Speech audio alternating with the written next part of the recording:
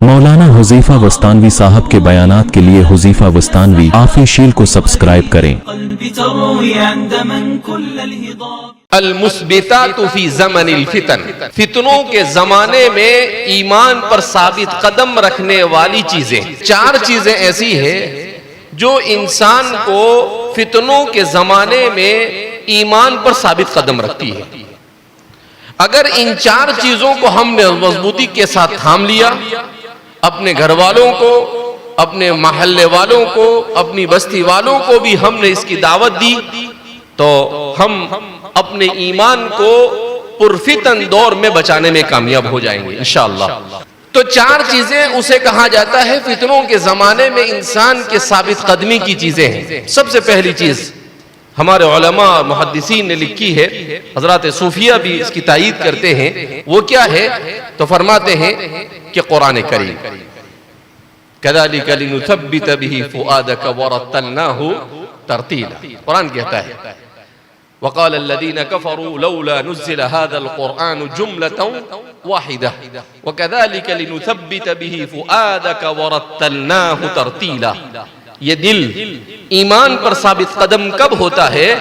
جب ورتلناہ ترتیلا کے ساتھ زندگی کو جوڑ دیا جاتا ہے۔ جب زندگی قرآن کے ساتھ جڑتی ہے، جب قرآن کے ساتھ تعلق مضبوط ہوتا ہے، قرآن کی تلاوت، قرآن کریم کا سمجھنا، قرآن کریم کی دعوت دینا، قرآن کی تعلیمات پر عمل کرنا، جب یہ چیزیں انسان کے پاس آتی ہے تو سوال ہی پیدا نہیں ہوتا ہے کہ وہ دنیا میں کتنے ہی کٹھن حالات آ جائے، کتنے ہی مشکل ترین حالات آ جائے، وہ کبھی بھی ایمان سے ڈگمگائے گا نہیں۔ غزہ تو بہت سن رکھا ہوگا آپ نے، آج کل 11 مہینے سے سن رہے ہیں ہم، اور کئی مرتبہ آپ کے سامنے اس سلسلے میں نے باتیں بھی بیان کی۔ تو اہل غزہ جنہوں نے گزشتہ سال 7 اکتوبر کو اسرائیل پر حملہ بولا، اس کے بعد اسرائیل کھسیانی بلی کی طرح ان لوگوں کے اوپر جھپٹ پڑا، امریکہ اور دنیا کی بہت ساری بڑی بڑی طاقتیں سائنس، ٹیکنالوجی، ہتھیار سے لیس ہو کر اس کے ساتھ ہو گئی، اور 11 مہینے سے وہ کیا کر رہے ہیں؟ قتل و غارت گیری کا بازار گرم کیے ہوئے ہیں۔ آفیشلی تو یہ کہا جاتا ہے کہ 60,000 لوگ مرے، 50 سے 60,000، لیکن ان آفیشلی طور پر کہا جاتا ہے کہ تقریباً 2 سے 2.5 لاکھ لوگ اب تک کے شہید ہو چکے ہیں۔ یعنی غزہ میں رہنے والے انسانوں میں سے 10% لوگ شہید ہو چکے ہیں۔ 23 لاکھ لوگ رہتے ہیں، اگر 23 لاکھ میں 2 لاکھ یا 2,25,000 آپ مانیں تو اس کا مطلب 10% کیا ہو چکے ہیں؟ 11 مہینے میں شہید ہو چکے ہیں۔ ان میں زیادہ تر بچے ہیں، عورتیں ہیں، بوڑھے ہیں، اور جوان تو ان سے پنگا لے رہے ہیں اچھی طرح سے، مگر اس کے باوجود وہ لوگ ایمان پر ثابت قدم ہیں۔ ان کے ایمان پر ثابت قدمی کا سب سے پہلا راز وہ یہی ہے، وَكَذَلِكَ لِنُثَبِّتَ بِهِ فُؤَادَكَ وَرَتَّلْنَاهُ تَرْتِيلًا۔ انہوں نے اپنے تعلق کو قرآن کے ساتھ ایسا مضبوط کیا ہے کہ ایسی حالت میں جب ان پر میزائل اور بم گرائے جا رہے ہیں، ایسی حالت میں جب ان کے سروں پر چھت نہیں، ان کے علاقوں میں مسجد نہیں، ان کے مدرسوں کو توڑ دیا گیا، ان کی اسکولوں کو، ان کی یونیورسٹی کو، ان کے ہسپتالوں کو کوئی چیز باقی نہیں رکھی گئی، سب ختم کر دیا گیا، مگر اس کے باوجود ان کے ایمان پر ذرہ برابر اثر نہیں آیا۔ کہا اس کی صرف ایک وجہ کہ ٹوٹے ہوئے گھروں پر بیٹھ کر بھی وہ قرآن کی تلاوت کرتے ہیں۔ قرآن سے ایسا ان کا تعلق کہ ان کا بچہ قرآن کا حافظ، ان کا مرد قرآن کا حافظ، ان کی عورتیں قرآن کی حافظ، سب قرآن کے حافظ، چلتے پھرتے وہ اگر یہاں پر بم گر رہے ہیں تو یہاں سے نکل کر وہاں وہ اس طرف چلے جاتے بیچارے، تو وہاں جاتے ہوئے بہت ساری ایسی ویڈیوز اور فوٹو وہاں کے لوگوں نے ہم کو بھیجی کہ چھوٹا سا بچہ ہے، 5 سال 7 سال کا بچہ ہے، وہ اپنے کپڑے کی فکر نہیں کرتا ہے مگر اپنے قرآن کی فکر کرتا ہے۔ اس کو سینے سے لگا کر وہ جا رہا ہے، نہ اس کے پاؤں میں چپل ہے، نہ اس کے بدن پر صحیح کپڑا ہے، مگر اس کو قرآن کے ساتھ کیسا عشق ہے۔ كَذَلِكَ لِنُثَبِّتَ بِهِ فُؤَادَكَ وَرَتَّلْنَاهُ تَرْتِيلًا۔ اس لیے امت کو قرآن کے ساتھ جوڑنا یہ اس زمانے کی سب سے بڑی ضرورت ہے۔ ہمارے جتنے بھی طلبہ ہیں عربی سوم، چہارم، پنجم، مشکات دورے میں پڑھتے ہیں، ان طلبہ کو ایک پروگرام کے ساتھ جانا چاہیے کہ آپ جائیں گے تو آپ کے گاؤں میں مسجد میں جا کر آپ قرآن کی تفسیر کریں گے، لوگوں کو قرآن سمجھائیں گے، آپ لوگوں کو قرآن سکھائیں گے کہ بھئی آؤ ہم آپ کو قرآن کریم تجوید کے پاس ساتھ پڑھنا سکھاتے ہیں۔ جن کو بالکل قرآن نہیں آتا ہے ان کو ناظرہ قرآن پڑھائیے، جن کو قرآن تو آتا ہے مگر تجوید کے ساتھ نہیں پڑھتے ہیں ان کو تجوید سکھائیے، جن کو تجوید بھی آتی ہے ان کو قرآن کریم کے حفظ کی ترغیب دیجئے، جو قرآن کریم کے حفظ کی ترغیب کے بعد حفظ بھی کر رہے ہیں ان کو قرآن کریم سمجھائیے، اور جو قرآن کریم کو سمجھ رہے ہیں ان کو قرآن کے اوپر عمل کرنے پر آمادہ کیجیے۔ یعنی کوئی زندگی کا شعبہ ایسا نہیں ہونا چاہیے اور کوئی آدمی آپ سے ایسا نہیں چھوڑنا چاہیے جس کو آپ قرآن کے ساتھ منسلک کرنے میں آپ ناکام ہو۔ آپ کی پوری کوشش ہونی چاہیے کہ آپ امت کو قرآن کے ساتھ جوڑیں۔ كَذَلِكَ لِنُثَبِّتَ بِهِ فُؤَادَكَ وَرَتَّلْنَاهُ تَرْتِيلًا۔ اسی لیے ہمارے علماء نے لکھا ہے، حدیث پاک میں رسول اللہ صلی اللہ علیہ وسلم نے ارشاد فرمایا اہل القرآن اہل اللہ وخاصتہ، کہ اہل قرآن یہ اللہ کے اہل ہے۔ اللہ کے اہل یعنی کتنا بڑا مقام ہے۔ اہل اللہ، اگر کسی کو یہ کہہ دیا جاوے کہ یہ رسول اللہ کا اہل ہے، حضور کے خاندان سے ہے، تو اس کے لئے کتنی باعث فخر بات ہوتی ہے۔ سال لوگ ارے بھئی یہ سید ہے، یہ تو حضور کے خاندان سے ہے، یہ حسنی ہے، یہ حسینی ہے۔ اب جس کو اللہ کہے اہل اللہ، جو اللہ والا ہے، اس کا کتنا بڑا مقام ہوگا۔ تو کہا اہل القرآن اہل اللہ، اہل قرآن اللہ کے اہل ہے، وخاصتہ صرف اہل نہیں بلکہ اللہ کے خاص بندے ہیں۔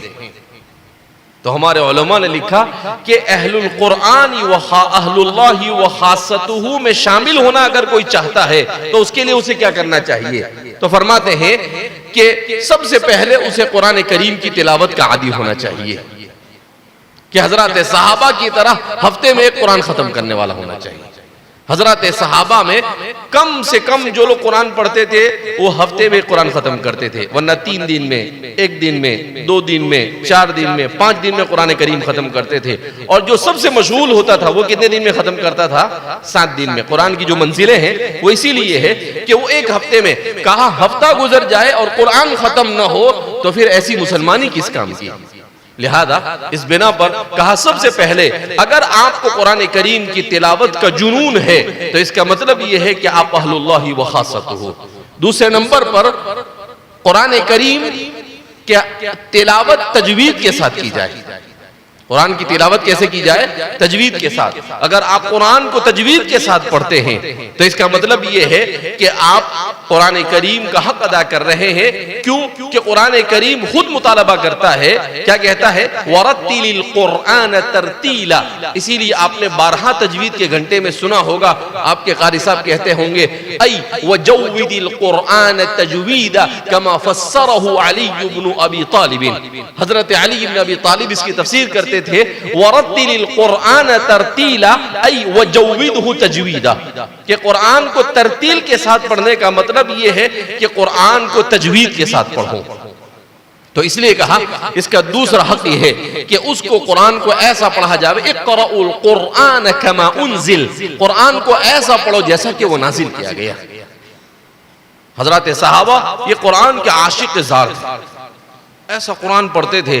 اس کے باوجود بھی اللہ کے رسول صلی اللہ علیہ وسلم کے زمانے میں جو قرآن کے ساتھ جتنا تعلق رکھتا تھا حضور کی نگاہ میں وہ اتنا زیادہ بلند ہوا کرتا تھا۔ اللہ کے رسول صلی اللہ علیہ وسلم کسی کو امیر بناتے تھے تو ان کو پوچھتے تھے کہ تم میں سے قرآن کریم کا سب سے زیادہ حصہ کس نے یاد کیا ہے؟ تو سب بتاتے کہ بھئی مجھے سورہ آل عمران، سورہ بقرہ، کیونکہ ابھی قرآن پورا نازل نہیں ہوا تھا، تو جو سب سے زیادہ قرآن کریم کا حافظ ہوتا حضور اسی کو امیر بنا دیتے، کہ بھئی اس کو قرآن سب سے زیادہ یاد ہے، یا عربی زبان جانتے تھے وہ لوگ تو سمجھتے بھی تھے، اس پر عمل بھی کرتے تھے صحابہ، اسی کو امیر بنا دیتے تھے۔ قبیلے بنو ثقیف اللہ کے رسول صلی اللہ علیہ وسلم کی خدمت میں آیا تو اللہ کے رسول صلی اللہ علیہ وسلم نے ان سے پوچھا من احفظکم بکتاب، تم میں سب سے زیادہ قرآن کریم کا حافظ کون ہے؟ تو ان میں جو سب سے چھوٹے تھے اصغرہم، وہ تھے حضرت عثمان ابن ابی العاص الثقفی، وہ تھے 17 سال کے، تو پورے قافلے میں سب سے چھوٹے تھے۔ اب جب حضور نے پوچھا کہ کس نے کتنا یاد کیا ہے تو حضرت عثمان ابن ابی العاص الثقفی نے کہا کہ مجھے فلاں فلاں فلاں فلاں فلاں صورتیں یاد ہے، تو سب سے زیادہ ان کو یاد تھا۔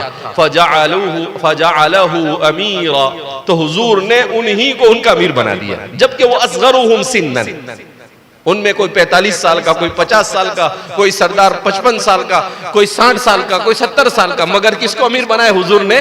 حضرت عثمان ابن ابی العاص الثقفی کو، وَهُوَ أَصْغَرُهُمْ سِنًّا، جبکہ یہ لوگ مدینہ سے باہر ٹھہرے تھے۔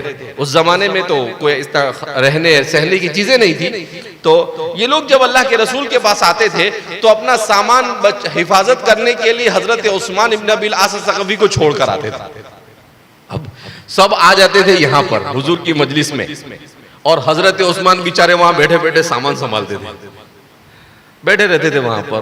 اب چھوٹے تھے، سب سے چھوٹے تھے، کچھ بول بھی نہیں سکتے تھے، تو لیکن کیا کرتے تھے پھر جب سب آ جاتے تھے، آنے کے بعد سب کھاتے اور کھا کر سو جاتے تو یہ چپکے سے آ جاتے تھے ادھر مسجد نبوی کی طرف، اور آ کر دیکھتے تھے کون صحابی مسجد میں بیٹھے ہوئے ہیں، تو ان سے پوچھتے تھے آپ کو کتنا قرآن یاد ہے، ذرا میرے کو بھی یاد کراؤ نا، ایسا شوق۔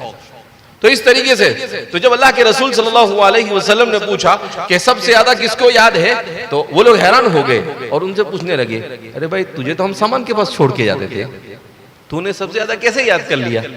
تو کہا کہ تم سو جاتے تھے تو میں چپکے سے ادھر نکل جاتا تھا، اور میں مسجد نبوی میں آ کر صحابہ سے قرآن کیا کرتا تھا، یاد کرتا تھا۔ اگر اللہ کے رسول صلی اللہ علیہ وسلم مل جاتے تو حضور سے یاد کرتا تھا، تو آپ صلی اللہ علیہ وسلم نے انہی کو امیر بنایا، اور وہی عثمان ابن ابی العاص الثقفی ہندوستان میں سب سے پہلے اسلام پہنچانے والے صحابی، سب سے پہلے ہندوستان میں جو اسلام پہنچا اس کا سیرا کس کے سر پر جاتا ہے؟ حضرت عثمان ابن ابی العاص الثقفی کے سر پر جاتا ہے۔